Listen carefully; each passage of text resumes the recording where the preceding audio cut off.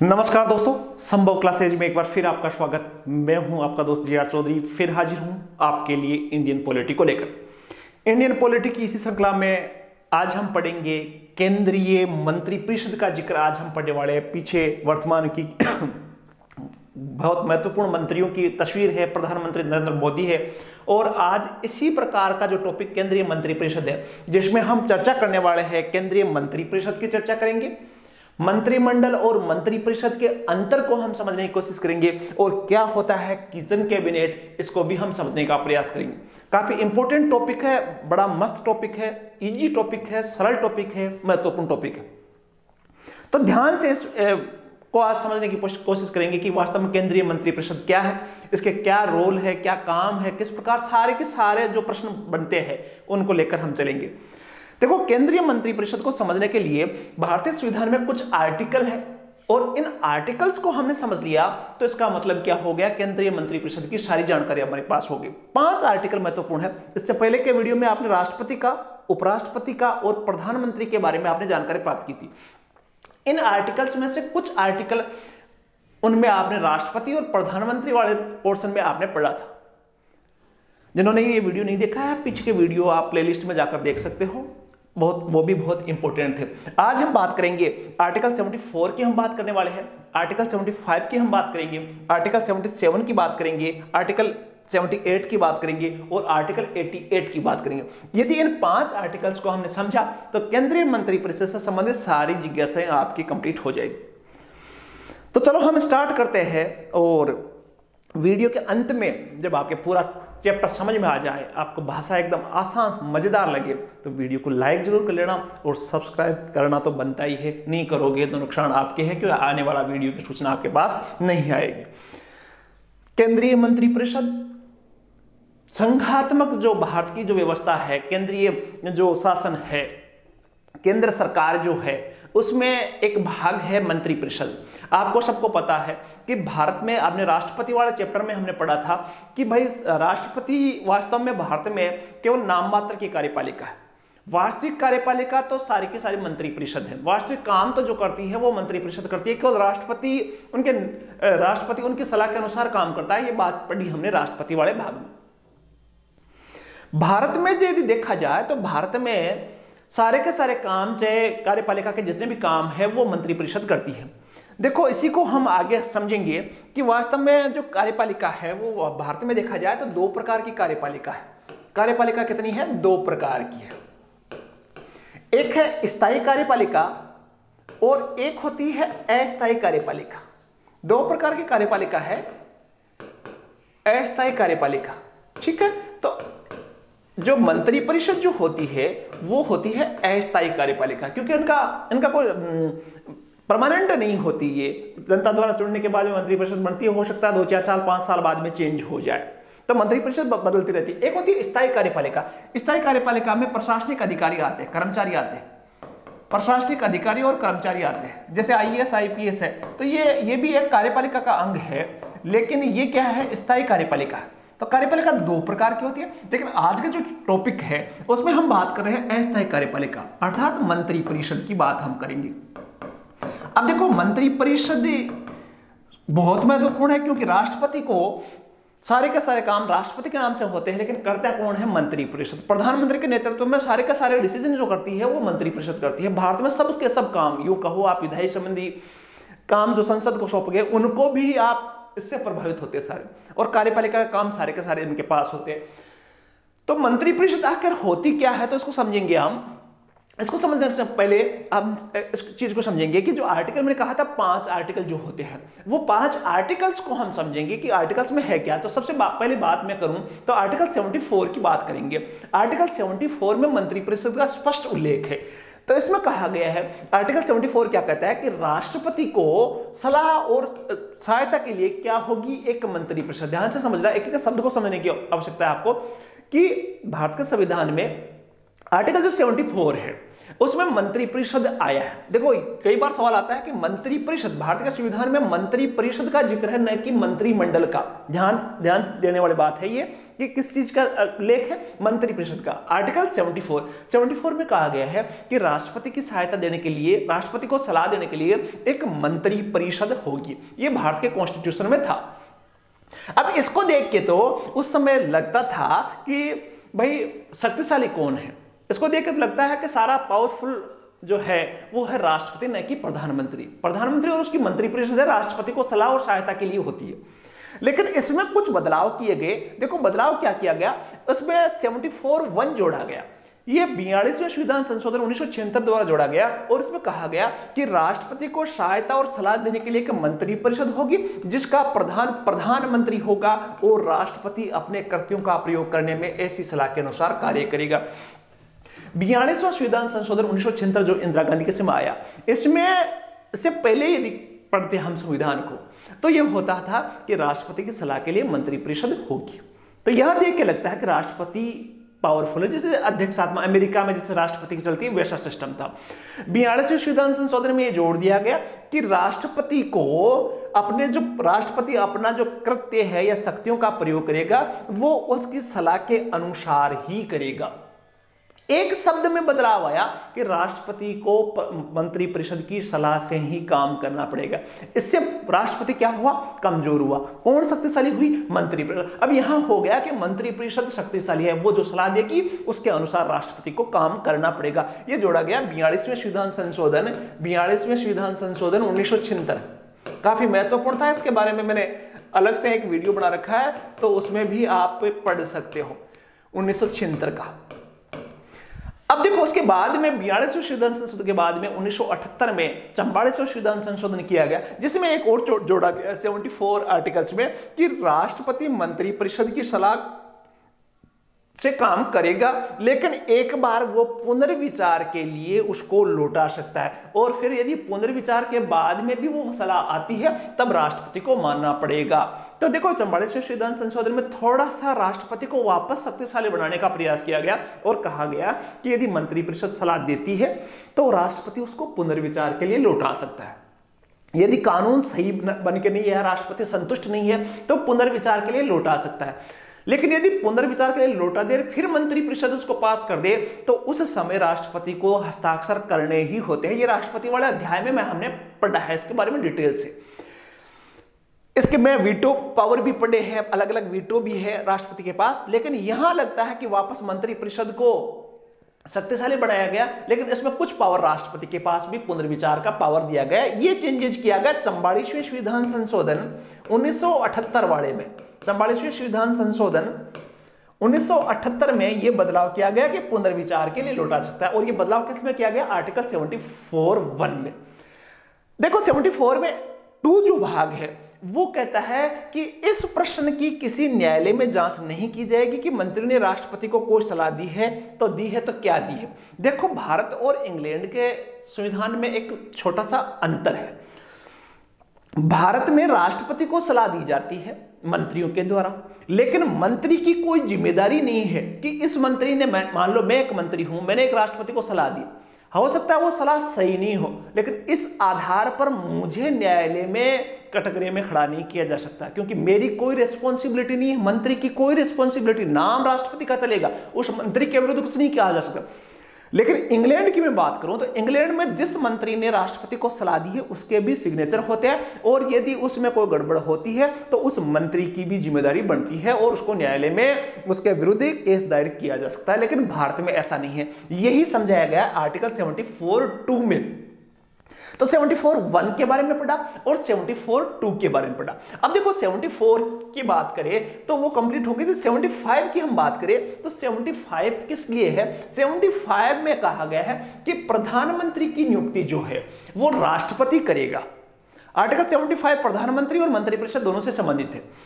75 कहता है कि राष्ट्रपति किसकी नियुक्ति करेगा, प्रधानमंत्री की, और बाकी जो मंत्री होंगे उसकी नियुक्ति कैसे करेगा, वो भी करेगा तो राष्ट्रपति, लेकिन प्रधानमंत्री की सिफारिश के आधार पर। कहने का मतलब है कि जितने भी मंत्री होंगे उन सभी मंत्रियों को कि नियुक्ति राष्ट्रपति करेगा, लेकिन उसका नाम का अनुमोदन उसको कहेगा कौन? प्रधानमंत्री। जिस व्यक्ति को प्रधानमंत्री मंत्री बनाना चाहता है वो मंत्री बन सकता है। आपको भी बनाया जा सकता है मंत्री यदि बनना चाहो, अभी मैं बात करूंगा। तो मैं कह रहा था कि मंत्रियों की नियुक्ति किस प्रकार होती है? प्रधानमंत्री की सलाह से राष्ट्रपति करता है, और इसका जिक्र आता है आर्टिकल 75 में। क्लियर है? अब देखो आर्टिकल 75 का भाग 1 क्या कहता है कि मंत्रिपरिषद की प्रधानमंत्री सहित मंत्रियों की कुल संख्या लोकसभा के सदस्यों की कुल संख्या का 15% से अधिक नहीं होगी। देखो 91वां संविधान संशोधन 2003, ध्यान रखना इसको, मोस्ट इंपोर्टेंट संविधान संशोधन है। संविधान संशोधन 2003 क्या कहता है? ध्यान से समझना इस बात को। 2003वां 91वां संविधान संशोधन कहता है कि मंत्रिपरिषद का आकार, देखो ध्यान से समझना, एक शब्द को समझना है, सवाल आया हुआ है एग्जाम में यहीं से, कि मंत्रिपरिषद का जो आकार होगा, केंद्रीय मंत्रिपरिषद का जो आकार होगा, वो लोकसभा के सदस्यों की सदस्य संख्या का 15% होगा। कितना होगा? लोकसभा के सदस्य की संख्या का 15% होगा। किसका आकार? मंत्रिपरिषद का। मंत्रिपरिषद का, मंत्रिमंडल की बात नहीं कर रहा हूं मैं, किसका होगा? मंत्रिपरिषद का। देखो मंत्रिपरिषद का, संविधान में केवल मंत्रिपरिषद का जिक्र, मंत्रिमंडल का केवल आर्टिकल 352 में एक जगह जिक्र है, और बाकी सब जगह मंत्रिपरिषद का जिक्र है। 74 कह दो, 75 कह दो, 77 कह दो, 78 कह दो, 88 कह दो, तो सब जगह जो जिक्र आता है मंत्रिपरिषद का जिक्र आता है। तो मंत्रिपरिषद का आकार कितना होगा? 15%। अब आप सबको पता है कि लोकसभा में सदस्य संख्या कितनी है? 543। अब 543 का 15% निकालोगे आप तो हो गया 15 5 75, 15 6 9 75 और 9, देखो मतलब लगभग 81 होता है मंत्री, प्रधानमंत्री सहित। एक प्रधानमंत्री प्लस 80 मंत्री हो सकते हैं।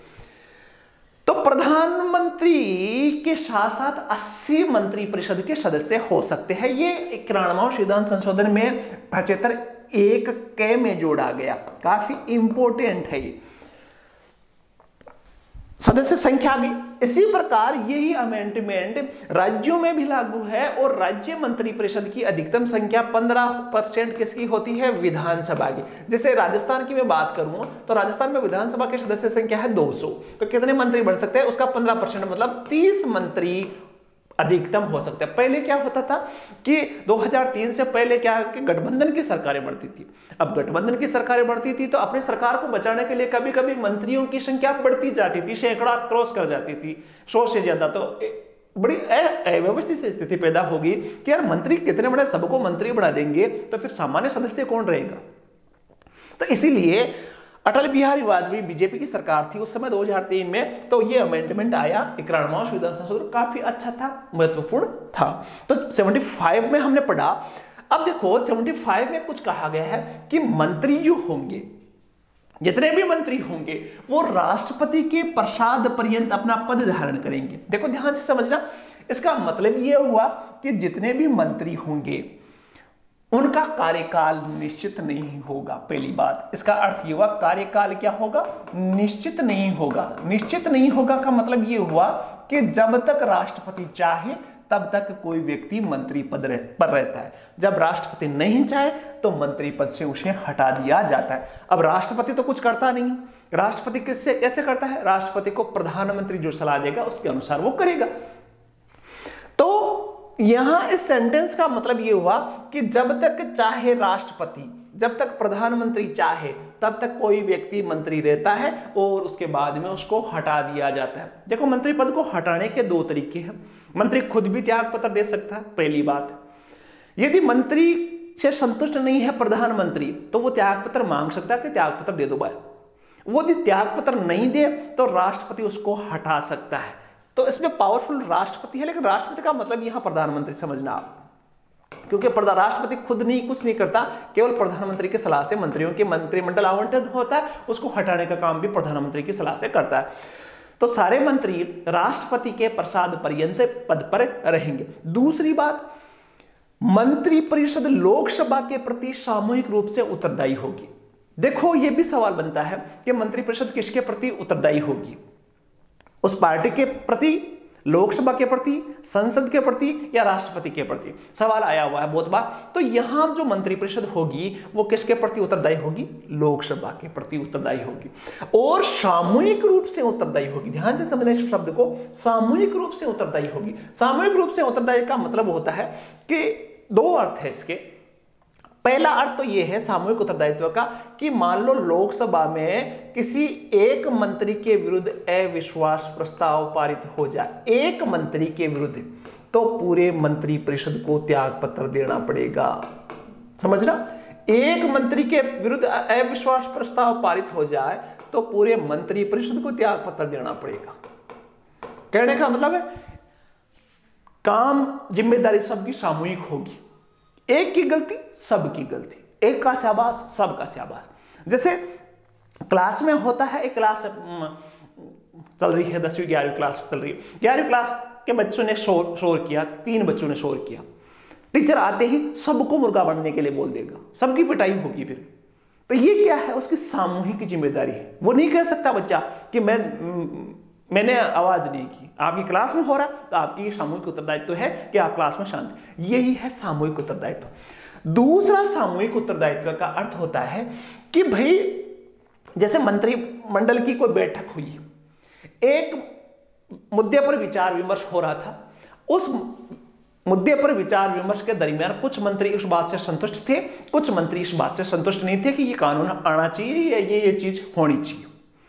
मंत्रिमंडल की बैठक में वाद विवाद हो सकता है, लेकिन मंत्रिमंडल ने एक बार उसको पास कर दिया, उसके बाद में चाहे जिस सदस्य ने विरोध किया था उसको भी उसका समर्थन लोकसभा में करना पड़ेगा। ये उसकी होगी समझना, सिंपल भाषा में समझना, ऊपर से नहीं जाना चाहिए। मैं मंत्री हूं, मंत्रिमंडल की बैठक चल रही है, मैं किसी बात से संतुष्ट नहीं हूं कि ये कानून तो बनना नहीं चाहिए, ये चीज होनी नहीं चाहिए। मैंने मंत्रिमंडल की बैठक में खूब विरोध किया है इसका, लेकिन फिर भी बाकी सदस्य सहमत थे और वो बात मंत्रिमंडल की बैठक में पास हो गई। अब चाहे मैं विरोधी हूं, लेकिन मैं लोकसभा में उसका समर्थन मुझे करना पड़ेगा, लोकसभा में भी और लोकसभा से बाहर भी मुझे समर्थन करना पड़ेगा। क्यों? क्योंकि हमारा एक सामूहिक उत्तरदायित्व, हम एक यूनिट है। जो मंत्रिपरिषद होती है वो एक यूनिट होती है, यूनिटी में काम करना पड़ता है। जैसे मैंने क्लास का एग्जांपल दिया था, वैसे ही इनको एक यूनिटी में काम करना पड़ता है और यही क्या कहलाता है? सामूहिक उत्तरदायित्व। और किसके प्रति उत्तरदायी होंगे? ये लोकसभा के प्रति उत्तरदायी होंगे। आर्टिकल 75 में कहा गया किसी मंत्री द्वारा अपना पद ग्रहण करने से पहले राष्ट्रपति उसको क्या दिलवाएगा? शपथ दिलवाएगा। तो मंत्रियों को शपथ दिलवाने का काम कौन करेगा? राष्ट्रपति। प्रधानमंत्री को शपथ भी राष्ट्रपति दिलवाता है और बाकी मंत्रियों को भी शपथ राष्ट्रपति दिलवाता है। अनुसूची 3 अनुसूची में जो शपथ है उसके अनुसार। 75 में एक और कहा गया है कि कोई मंत्री जो निरंतर 6 माह से किसी अवधि तक संसद के किसी सदन का सदस्य नहीं है, उस अवधि में मंत्री पद समाप्त हो जाएगा। देखो आर्टिकल 75 में कहा गया है कि एक व्यक्ति बिना चुनाव जीते, बिना संसद का सदस्य बने 6 माह से अधिक मंत्री नहीं रह सकता। अच्छी बात, जैसे इसका एग्जांपल मैं समझाता हूं कि मान लो आपके मन में ये हुई कि मुझे तो क्या बनना है? रक्षा मंत्री बनना है। आप में योग्यता है और प्रधानमंत्री आप पर विश्वास करते, लेकिन आप जीते हुए नहीं हो, आप तो पढ़ने वाले हो, आपकी उम्र 25 साल से ऊपर है। अब इस स्थिति में यदि आप पर प्रधानमंत्री को विश्वास है तो आपको रक्षा मंत्री बनाया जा सकता है, आप अपने सपने पूरे कर सकते हैं, आपकी इच्छा है तो आप भी रक्षा मंत्री बन सकते हो। लेकिन शर्त क्या है कि मंत्री बनने के 6 महीने के अंदर अंदर या तो आपको लोकसभा की सदस्यता प्राप्त करनी पड़ेगी या फिर आपको राज्यसभा की सदस्यता प्राप्त करनी पड़ेगी। कितने दिन में? 6 माह के अंदर अंदर। तो आप भी मंत्री बन सकते हो अभी, लेकिन 6 महीने में आपको जीतना होगा। तो ये है आर्टिकल 75 की बातें। इसके अलावा आर्टिकल 75 में कहा कि मंत्रियों के वेतन और भत्ते दिए जाएंगे समय समय पर, जो संसद निर्धारित करेगी। इस मंत्री को इतना, सारे मंत्रियों को पेमेंट कितना होगा, संसद नियम बनाती है और उसी के अनुसार मंत्रियों को वेतन और भत्ते दिए जाएंगे। सिंपल सी भाषा समझने की कोई आवश्यकता नहीं है। बात करें आर्टिकल 77 की। आर्टिकल 77 भी महत्वपूर्ण है। आर्टिकल 77 क्या कहता है? आर्टिकल 77 की एक ही भाषा है, किस राष्ट्रपति के नाम से सारे काम होंगे। पूरे भारत में जो मंत्रिपरिषद निर्णय लेगी, जो कार्यपालिका के निर्णय होंगे, वो किसके नाम से चलेंगे? राष्ट्रपति के नाम से चलेंगे। चेक करे कौन? मंत्री परिषद करेगी, लेकिन नाम किसका होगा? राष्ट्रपति। इसी से संबंधित आर्टिकल 77। आर्टिकल 77 क्या कहता है कि भारत सरकार की समस्त कार्यपालिका कार्रवाई राष्ट्रपति के नाम से हुई कही जाएगी। चाहे करो कोई भी, कहा यह जाएगा कि राष्ट्रपति महोदय ने यह किया तो वास्तव में मंत्री परिषद ने, लेकिन कहा यह जाएगा कि राष्ट्रपति महोदय की अनुमति से, राष्ट्रपति महोदय के कारण, राष्ट्रपति महोदय द्वारा ये हुआ। तो सारे के सारे काम किसके नाम से होंगे? करने वाले कोई और, नाम किसी और का। ये है आर्टिकल 77।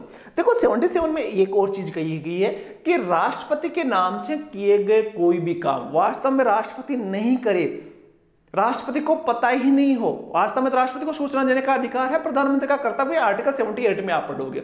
लेकिन इस आधार पर कि राष्ट्रपति ने नहीं किया, राष्ट्रपति को बताया नहीं गया, इस आधार पर आप न्यायालय में नहीं जा सकते। आर्टिकल 77 का भाग 2 ये कहता है कोई भी व्यक्ति कह दे कि यार राष्ट्रपति ने कब किया, ये तो मंत्रिपरिषद ने किया, इस आधार पर कोर्ट में नहीं जा सकते। ये आर्टिकल 77 का भाग 2 कहता है। 77 का भाग 3 क्या कहता है कि भारत सरकार का कार्य अधिक और सुविधापूर्ण बनने और मंत्रियों के कार्यों के लिए आवंटन के लिए राष्ट्रपति नियम बना सकता है। ये कहा गया है कि राष्ट्रपति चाहे तो काम को सुविधाजनक बनाने के लिए, मंत्रियों के कार्यों को सुविधाजनक बनाने के लिए कुछ नियम कायदे बना सकता है राष्ट्रपति महोदय। ये आर्टिकल 77 का भाग 3 कहता है। ज्यादा मोस्ट नहीं है, सरल भाषा में समझिए। 77 की सीधी सी भाषा है, राष्ट्रपति के नाम से काम होंगे, चाहे राष्ट्रपति नहीं करे, मंत्रिपरिषद करेगी, लेकिन नाम किसका होगा? राष्ट्रपति का। ये कहता है आर्टिकल 77 राष्ट्रपति करेगा, लेकिन करेगा वास्तव में कौन? मंत्रिपरिषद। तो 7 दोनों, करेगा ये, भरेगा ये। एक गीत चलता था, दाम तो परण्या को लागे नाम थारो, राजस्थानी में गीत है। तो काम कोई करेगा, नाम किसी और का होगा। ये है अनुच्छेद 77। 77 के बाद में हम, ये थोड़ा स्प्रिंट है, 78 की बात कर लेते हैं। 78 में बता चुका हूं आपको, प्रधानमंत्री वाले वीडियो में आपने देखा था आर्टिकल 78 के बारे में। आर्टिकल 78 कहता है प्रधानमंत्री के कर्तव्य कुछ होंगे। प्रधानमंत्री के कर्तव्य क्या होंगे? राष्ट्रपति के प्रति। प्रधानमंत्री के कर्तव्य राष्ट्रपति के प्रति 3 कर्तव्य है। 3 कर्तव्य कौन कौन से? पहला कि संघ के कार्यपालक प्रशासन संबंधी और विधान विषयक प्रस्तावनाओं संबंधी मंत्रिपरिषद के सभी विनिश्चय राष्ट्रपति को संसूचित करेंगे। पहला है कि प्रधानमंत्री का यह कर्तव्य होगा कि मंत्री परिषद चाहे प्रशासन से संबंधित या विधान विषय से संबंधित कोई निर्णय करती है मंत्रिपरिषद, तो उसकी सूचना किसको दी जाएगी? राष्ट्रपति को दी जाएगी। और इसकी जिम्मेदारी किस पर डाली गई है? मंत्रिपरिषद जो भी निर्णय लेगी, चाहे प्रशासन संबंधी हो चाहे विधायन संबंधी हो, जो भी मंत्रिपरिषद निर्णय लेगी उन सब की सूचना प्रधानमंत्री राष्ट्रपति को देगा। आर्टिकल 78 पहली बात। दूसरा, प्रधानमंत्री का कर्तव्य है कि संघ के कार्यपालक प्रशासन संबंधी और विधान विषयक प्रस्तावनाओं संबंधी जो जानकारी राष्ट्रपति ने मांगी है वह दे। दूसरा है कि प्रशासन या विधायन संबंधी जो भी जानकारी राष्ट्रपति चाहता है उसको प्रधानमंत्री उपलब्ध करवाएगा। राष्ट्रपति ने कोई सूचना मांगी कि इसके बारे में क्या चल रहा है, तो प्रधानमंत्री की जिम्मेदारी है कि वो राष्ट्रपति को उसकी सूचना दे। ये है दूसरा। तीसरा जो भाग है, मैंने बता चुका हूं प्रधानमंत्री वाले वीडियो में, कि कोई ऐसा विषय जिस पर किसी मंत्री ने निर्णय ले लिया है लेकिन मंत्री परिषद में उसको नहीं रखा गया, तो राष्ट्रपति चाहे तो उसको प्रधानमंत्री से कहकर मंत्री परिषद के विचार के लिए रखवा सकता है। यह कहता है आर्टिकल 78 का भाग ग। तो 3 कर्तव्य प्रधानमंत्री वाले में भी मैंने वीडियो में डाले थे, तो आपको ये आ रहे हैं। 3 कर्तव्य है, राष्ट्रपति सूचना मांगे वो देना है, मंत्री परिषद में निर्णय क्या क्या हुए वो देने हैं, और यदि किसी मंत्री ने निर्णय ले लिया और मंत्री परिषद में उसको विचार के लिए नहीं रखा गया तो वो राष्ट्रपति रखवा सकता है प्रधानमंत्री के द्वारा। तो आर्टिकल 78। अब देखो बात करें 88 की। छोटा सा आर्टिकल है लेकिन सिंपल है, इंपॉर्टेंट है। देखो आर्टिकल 88 क्या कहता है? आर्टिकल 88 कहता है कि मंत्री परिषद का कोई भी मंत्री हो, वो संसद के दोनों सदनों, चाहे लोकसभा हो चाहे राज्यसभा हो, दोनों में क्या कर सकता है? किसी भी समिति में भाग ले सकता है, संयुक्त बैठक में भाग ले सकता है, वो उसकी कार्यवाहियों में भाग ले सकता है, वो वहां बोल सकता है। कोई भी मंत्री हो, मान लो कोई मंत्री है जो लोकसभा से जीत कर आया, मान लो रक्षा मंत्री राजनाथ सिंह लोकसभा के सदस्य हैं, तो वो राज्यसभा की कार्यवाही में भाग ले सकते हैं, राज्यसभा की समितियों में भाग ले सकते हैं, वहां जवाब दे सकते हैं दोनों सदनों में। लेकिन वोटिंग यदि कहीं हो रही है, ध्यान से समझना, वोटिंग होगी तो वोटिंग केवल वो उसी सदन में कर सकता है जिससे वो जीत कर आया हुआ है। पहली बात आर्टिकल 88। दूसरी, आर्टिकल 88 महान्यायवादी जो कि संसद का सदस्य नहीं होता है लेकिन फिर भी संसद की दोनों सदनों की कार्यवाही में भाग लेता है, वोटिंग ये भी नहीं कर सकता। तो एक बार बहुत बार सवाल आता है कि ऐसा कौन सा सदस्य है जो संसद के सदस्य नहीं होते हुए भी संसद की कार्यवाही में भाग लेता है?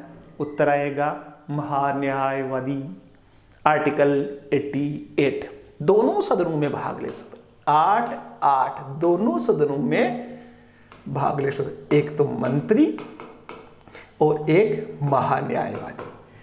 महान्यायवादी वोट कर ही नहीं सकता क्योंकि वो सदस्य होता ही नहीं है। मंत्री उसी सदन में वोट करेंगे जिसका वो सदस्य होता है, लेकिन बोल दोनों में सकता है, बात दोनों में कर सकता है, समितियों का सदस्य हो सकता है, समितियों के सामने प्रस्तुत हो सकता है, सब कुछ हो सकता है। आर्टिकल 88 देखो, पांचों आर्टिकल हमने पढ़े, आर्टिकल 74 पढ़ा, आर्टिकल 75 पढ़ा, आर्टिकल 77 पढ़ा, आर्टिकल 78 पढ़ा, आर्टिकल 88 पढ़ा, 5 आर्टिकल की हमने चर्चा की। अब पांचों आर्टिकल्स को समझने के बाद में ऐसा कोई प्रश्न नहीं बचता है जो मंत्रिपरिषद से संबंधित कोई प्रश्न हो, किस प्रकार नियुक्ति होती है? जवाब आता है राष्ट्रपति करता है प्रधानमंत्री की सहायता। वेतन भत्ते संसद द्वारा निर्धारित होते हैं। सामूहिक उत्तरदायित्व की हमने बात की। मंत्रियों को हटाया कैसे जा सकता है? सिंपल सी भाषा में प्रधानमंत्री कहेगा तो हटाया जा सकता है। खुद मंत्री यदि संतुष्ट नहीं है तो त्याग पत्र भी दे सकता है, ये उसका एकल उत्तरदायित्व होता है। जैसे 1953 में हिंदू बिल कोड के विरोध में जब भीमराव अंबेडकर थे, उन्होंने त्याग पत्र दे दिया, तो कई बार मंत्री असंतुष्ट हो तो सीधा त्याग पत्र दे सकते हैं, मुझे नहीं रहना मंत्री, तो ये सीधी सी कहानी। अब देखो, हम ये पढ़ेंगे कि वास्तव में बात जो आती है, मैं बात कर रहा था मंत्रिपरिषद का जिक्र आया है, लेकिन वास्तव में देखा जाए तो मंत्रिपरिषद काम नहीं करती है। हकीकत में जो काम करती है सबसे ज्यादा वो होती है मंत्रिमंडल। प्रत्येक आप न्यूज़पेपर देखते हो या टीवी पे न्यूज़ सुनते हो तो प्रत्येक 5-4 दिन में आप सुनते हो कि मंत्रिमंडल की बैठक हुई। कभी हमने सुना ही नहीं यार मंत्रिपरिषद की बैठक होती है। वीडियो के शुरुआत में भी हमने पोस्टर एक बना रखा था, उस पर मंत्रिमंडल की तस्वीरें थी। कभी राजनाथ सिंह आते हैं, कभी वित्त मंत्री आते हैं, कभी विदेश मंत्री आते हैं, तो मंत्रियों की, बड़े बड़े मंत्रियों की बात आती है। अब हम समझेंगे कि वास्तव में मंत्रिपरिषद और मंत्रिमंडल में अंतर क्या है। ध्यान से समझना, मंत्रिपरिषद और मंत्रिमंडल में अंतर क्या है, इसको समझना ध्यान से। पहली बात आती है कि मंत्रिपरिषद में मंत्रियों की 3 श्रेणियां होती है। मंत्रिपरिषद जो होता है, मैंने कहा मंत्रिपरिषद का आकार कितना हो सकता है? 15%, मतलब 80 के लगभग मंत्री होते हैं। तो इसमें 3 प्रकार के मंत्री होते हैं। एक होता है कैबिनेट मंत्री, एक होता है राज्य मंत्री, एक होता है उपमंत्री। ठीक है, कुछ स्वतंत्र प्रभार के मंत्री भी होते हैं जिनके पास खुद का पोर्टफोलियो होता है, कैबिनेट मंत्री। तो कैबिनेट मंत्री कौन होते हैं? कैबिनेट मंत्री ऐसे मंत्री होते हैं जिनके पास कोई महत्वपूर्ण विभाग हो। मोस्ट जो बड़े बड़े विभाग हैं उनके मंत्रियों को कैबिनेट का दर्जा मिलता है, अर्थात बड़े मंत्रालयों के मंत्री, सबसे बड़े मंत्री यही होते हैं। जैसे रक्षा मंत्री, जैसे वित्त मंत्री, जैसे विदेश मंत्री, जैसे गृह मंत्री। तो इस प्रकार के लगभग 20 मंत्री होते हैं कैबिनेट मंत्रालय में। भारत की बात करूं तो राज्य मंत्री होते हैं लगभग 29 के लगभग, उपमंत्री होते हैं लगभग 8-10 के लगभग। तो 3 प्रकार के राज्य मंत्री ऐसे मंत्री होते हैं जो कैबिनेट मंत्री की सहायता के लिए होते हैं। एक ही मंत्रालय, जैसे वित्त मंत्री में है तो एक कैबिनेट मंत्री भी होता है, एक राज्य मंत्री भी होता है। देखना आप वर्तमान में भारत की सूची देखना आप, वित्त राज्य मंत्री कौन, वित्त कैबिनेट मंत्री कौन है? वित्त मंत्री जिसको बोलते कैबिनेट लगाते नहीं, वित्त मंत्री कौन, वित्त राज्य मंत्री कौन। कुछ होते हैं उपमंत्री, ये भी छोटे मंत्री होते हैं, और कुछ होते हैं स्वतंत्र प्रभार वाले, ऐसे मंत्री होते हैं जिनमें कैबिनेट मंत्री नहीं होते लेकिन उनका दर्जा राज्य मंत्री का होता है। तो 3 मंत्री होते हैं। एक होता है संसदीय सचिव भी होता है, कई बार वर्तमान में नहीं है लेकिन संसदीय सचिव राजीव गांधी के समय है, राजीव गांधी की सरकार के समय संसदीय सचिव बनाए गए थे जिनका काम था कि मंत्रियों की संसद में सहायता करने के लिए कुछ संसदीय सचिव नियुक्त होते थे। तो मंत्रिपरिषद तीनों को मिलकर बनती है। कैबिनेट मंत्री भी होती है मंत्रिपरिषद में, राज्य मंत्री भी होते हैं और उपमंत्री भी होते हैं। लेकिन मंत्रिमंडल की बात करूं तो इसमें केवल कैबिनेट मंत्री होते हैं। देखो, बात कर रहे थे कि मंत्रिमंडल, मंत्री परिषद और किचन कैबिनेट की थोड़ी चर्चा कर लूं मैं। देखो मंत्रिपरिषद बहुत बड़ी होती है, मंत्रिमंडल छोटा होता है और किचन कैबिनेट और छोटा होता है। देखना मंत्रिपरिषद में सारे मंत्री आते हैं, मंत्रिमंडल में कैबिनेट मंत्री आते हैं और किचन कैबिनेट में वो खास मंत्री जो प्रधानमंत्री से निजी राय लेते हैं उसको बोलते हैं किचन कैबिनेट। किचन कैबिनेट मतलब जिनसे सामान्य बात पर प्रधानमंत्री चर्चा कर ले, मित्र जिन पर खास विश्वास हो प्रधानमंत्री को, उनको बोलते हैं किचन कैबिनेट। तो सबसे पावरफुल किचन कैबिनेट, शानदार, जो सभी निर्णय जो होते हैं वो कैबिनेट के द्वारा होते हैं, मंत्रिमंडल के द्वारा होते हैं। मंत्री परिषद तो केवल वास्तव में कार्यपालिका है, एक प्रकार की इनको जिम्मेदारी है काम करने की, लेकिन निर्णय करने का काम ये, और इसमें भी कुछ खास निर्णय इसके द्वारा होते हैं। तो ध्यान से समझना, आप ध्यान से समझना इस बात को। तो पहला अंतर है मंत्रिपरिषद बड़ी होती है, मंत्रिमंडल छोटी होती है, कैबिनेट केवल एक मंत्री होते हैं, इसमें 3 मंत्री होते हैं। दूसरा अंतर समझोगे तो मंत्रिपरिषद सरकारी कार्य है तो एक साथ बैठक नहीं करती है, इसका कोई सामूहिक कार्य नहीं होता।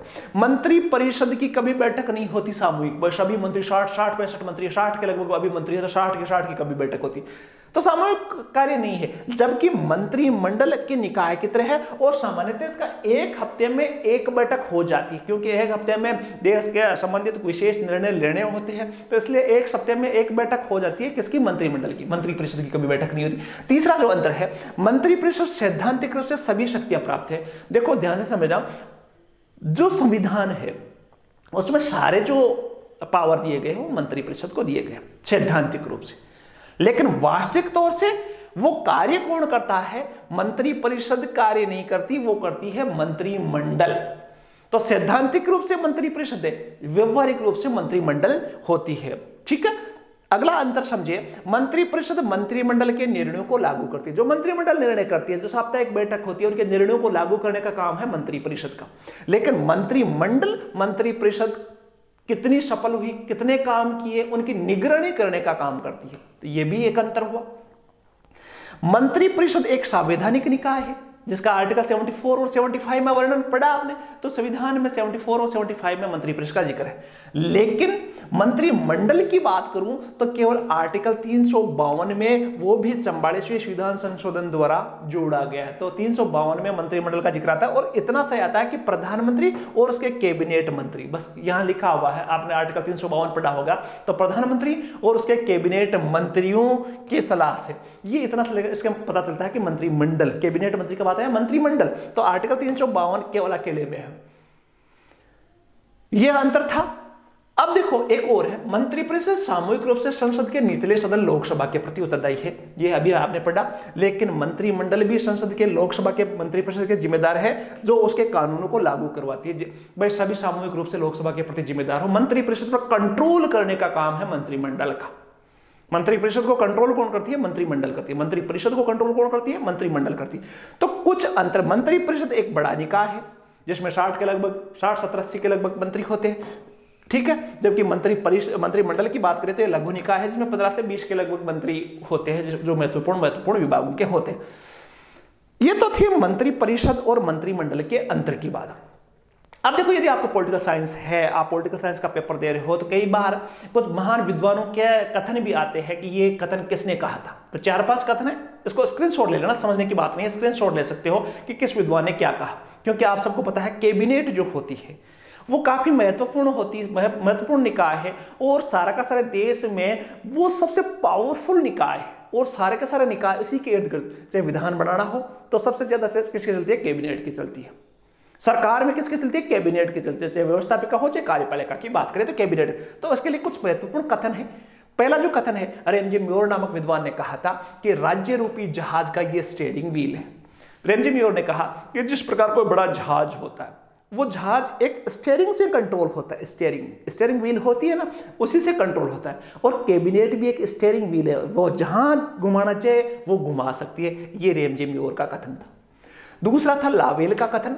लावेल ने कहा कि कैबिनेट राजनीतिक वास्तु का आधार है। लावेल ने कहा कि जिस प्रकार एक बिल्डिंग होती है, उसकी नींव होती है, उसी पे पूरी बिल्डिंग टिकती है। वैसे राजनीति में भी कैबिनेट वो नींव है जिस पर राजनीति की पूरी इमारत बनती है। तो कैबिनेट को इसमें भी शक्तिशाली, लावेल ने भी कहा। सर जॉन मेरियट नामक विद्वान थे, उन्होंने कहा कैबिनेट वह धुरी है जिसके चारों ओर राजनीतिक मशीनरी घूमती है। सर जॉन मेरियट कहते थे कि जिस प्रकार एक पहिया होता है वो एक धुरी पर घूमता है, कोई भी मशीन घूमती है तो वो एक धुरी पर घूमती है। जैसे टायर होता है, ये टायर लगा हुआ होता है, वो उस पर घूमता है, इसको बोलते हैं धुरी। तो सर जॉन मेरियट ने भी कहा कि जो कैबिनेट है वो धुरी है और इसी के चारों ओर सारी राजनीतिक मशीनरी घूमती है, इसी के इर्द गिर्द घूमती है। तो महत्वपूर्ण कौन हुई? धुरी।